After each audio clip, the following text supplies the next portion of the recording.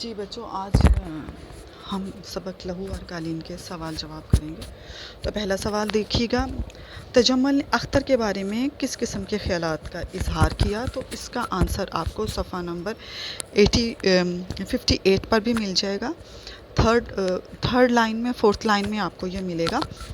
جی، تجمل نے اختر کے بارے میں کچھ اس قسم کے خیالات کا اظہار کیا کہ اس قسم کے لوگوں کی یہ عادت ہوتی، ہر وقت کسی نہ کسی سوچ میں ڈوبے رہتے ہیں، الگ تھلگ رہنا پسند کرتے ہیں۔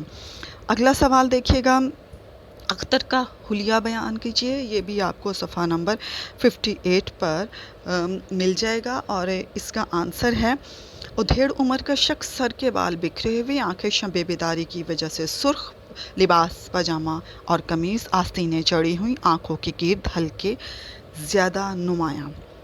اگلا سوال دیکھیے گا، اختر کو کون تصویریں بنا کے دیتا تھا؟ جی، اختر کو نیازی تصویریں بنا کر دیتا تھا۔ نیازی نے اپنی تصویریں اختر کے حوالے کیوں کی؟ تو اس کا آنسر آپ لکھیے، نیازی نے اپنی تصویریں اختر کے حوالے اس لیے کی تاکہ اس سے اپنی ضروریات زندگی کو پورا کرنے کے لیے مناسب پیسے ملتے رہیں، تاکہ وہ اپنے خاندان کو عزت و آبرو سے زندہ رکھ سکیں۔ اگلا سوال دیکھیے گا،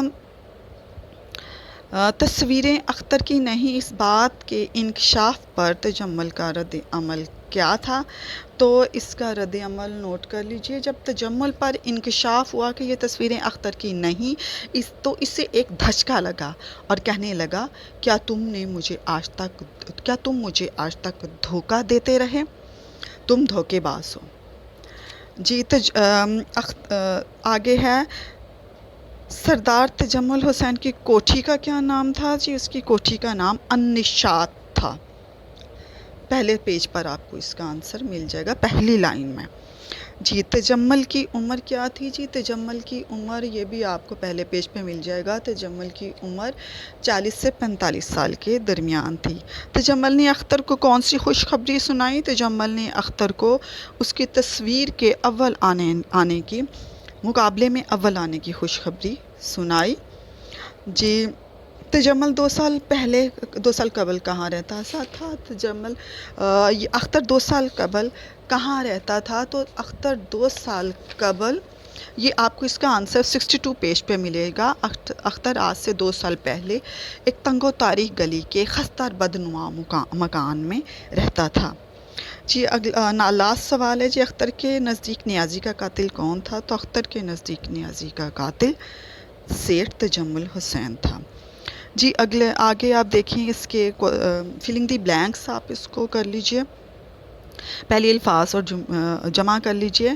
منظر کا مناظر، تصویر کا تصاویر، باغ کا باغات، خبر کا اخبار، انعام کا انعامات، تکلیف کا تکالیف۔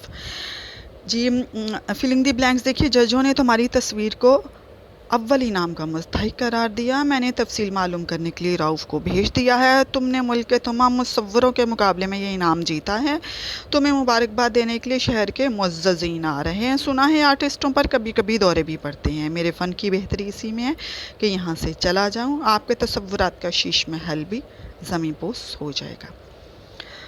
آپ سب کچھ سمجھ جائیں گے، یہ کوئی معمہ نہیں۔ آج سے 2 سال پہلے ایک تنگ و تاریک گلی کے خستہ حال بدنما مکان میں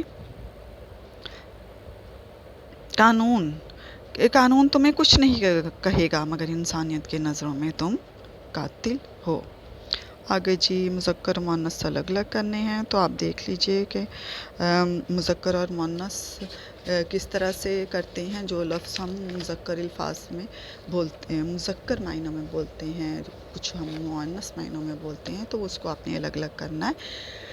جی، سرکار مؤنث ہوگا، پاجامہ مذکر ہے، قمیض مؤنث ہے، اخبار مذکر ہے، مصور مذکر ہے، تصویر مؤنث ہے، جھونپڑی مؤنث ہے، توہین مؤنث ہے، مہمان مذکر ہے، نمائش مؤنث ہے۔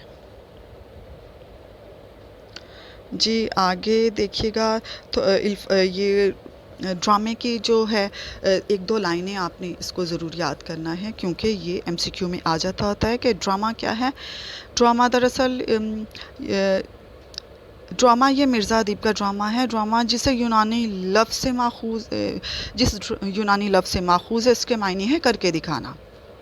ड्रामा भी एक कहानी होता है, लेकिन इसे किरदारों की हरकतों, सकनात और मुकालमों की मदद से पेश किया जाता है।